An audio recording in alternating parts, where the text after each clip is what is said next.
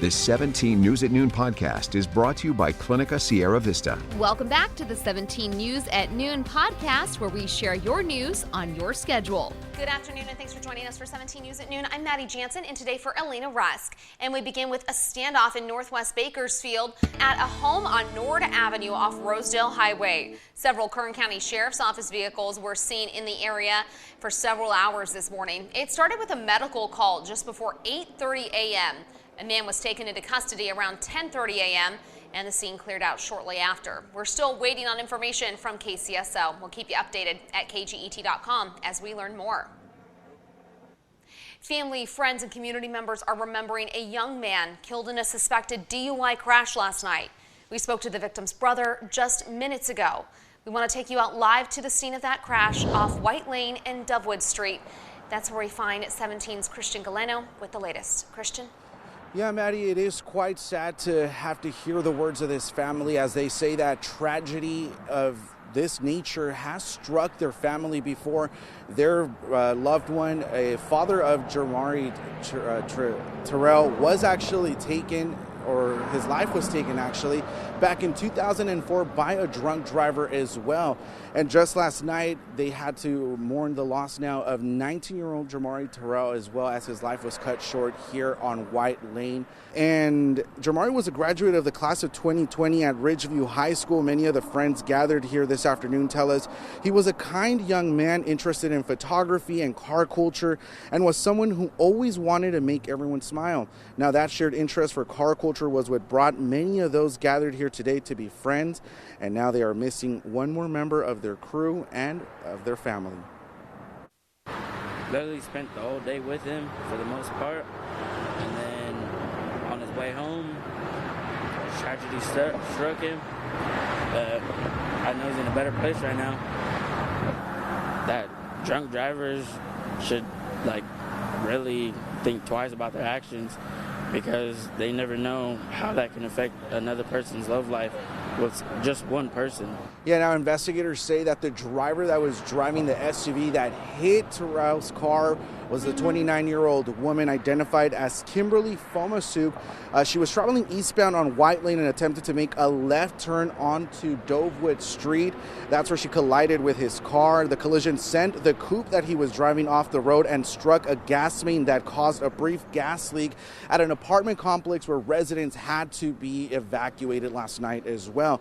Now, Bakersfield police said early Thursday that 29-year-old woman was arrested, and she is facing several charges, including gross vehicular manslaughter while intoxicated, felony driving under the influence, and that resulted in death, and DUI as well. We'll have more tonight at 5 o'clock, so make sure you tune in as well. For now, reporting live in Southwest Bakersfield, Christian Galeno, 17 News.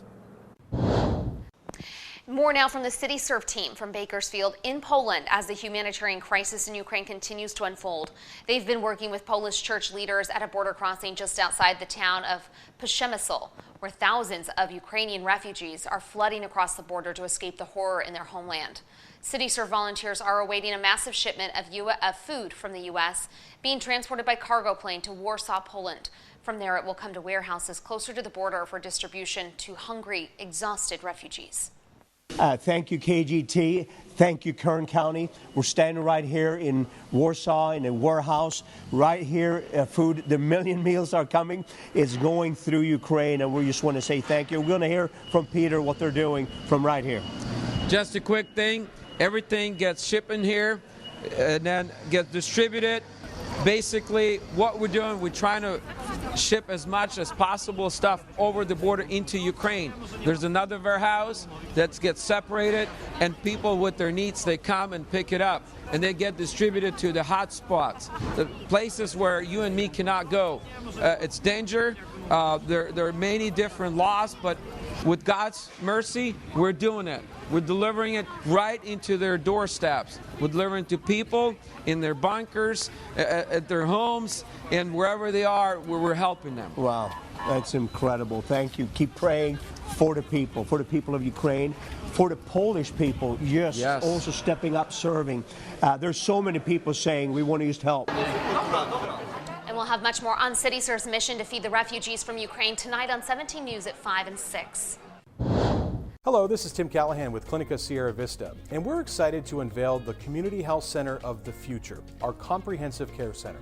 It's located right across the street from Memorial Hospital. We have every service under one roof, from family medicine, OB/GYN care, dental services for adults and children, behavioral health, and much more. So find your way to better care at Clinica Sierra Vista this year at our comprehensive care center. Visit our website, clinicasierravista.org, for the latest on this project. We'll see you soon. And in your 17 Court Watch, attorneys say they're ready for trial in the case of a man who told authorities he killed his daughter-in-law for dishonoring him. A trial date of March 23rd was confirmed for Jagjit Singh, charged with first-degree murder in the shooting death of 37-year-old Sumandeep Kaur Kunar.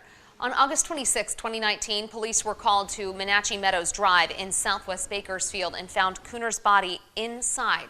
Singh, 67, told police he shot her because she was having an affair and threatened to leave the family. According to court filings, he also said she threatened to call police and claim he sexually assaulted her, according to the documents. 17 Crime Watch now. Members of the Kern County Auto Theft Task Force busted a so-called shop in central Bakersfield, leaving a handful of people under arrest. First responders arrived at East 21st Street near Union Avenue on Tuesday. They found 16 stolen cars being dismantled in order to sell parts. Officers also found a loaded, unregistered gun. 4 people were arrested on charges related to car theft. The Kern County Auto Theft Task Force is made up of investigators from CHP and detectives with the BPD. Insurance.com says Bakersfield has more car thefts per capita than any other city in the nation. And the Bakersfield Police Department's asking for the community's help finding a 55-year-old man considered at risk due to a medical condition. Andrew Tuiasosopo, who was last seen Tuesday morning on Kroll Way in southwest Bakersfield, according to BPD.